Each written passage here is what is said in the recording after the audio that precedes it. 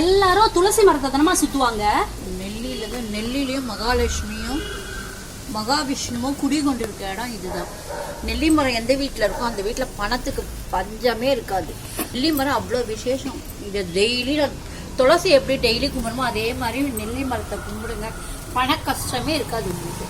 உங்கள் வீட்டில் ஒரு நெல்லி மரம் வச்சு அது வளர வளர நீங்கள் எப்படி இருக்கீங்கன்னு பாருங்கள். நான் டெய்லி இதை கும்பிடுறது வழக்கமாக வச்சுருக்கேன். அம்மா இதை வெள்ளிக்கிழமை தான் கும்பிடணுமா இல்லை டெய்லியே கும்பிடலாமா? டெய்லி இதில் ஒரு சுற்றுவேன். டெய்லி துளசியும் இதையும் சுற்றுறது தான் என்னுடைய வழக்கம். டெய்லி இனிமேல் கும்பிடாதவங்க கூட வீட்டில் நெல்லி மரம் தான் இனிமேல் கும்பிடுங்க. அதாவது வெள்ளிக்கிழமைனா பொட்டு வச்சு ஒரு விளக்கு போடுங்க. ஆமா, கோயிலுக்கு போக முடியாத நாள்ல கூட நம்ம இந்த மாதிரி கும்பிட்டுக்கலாம்.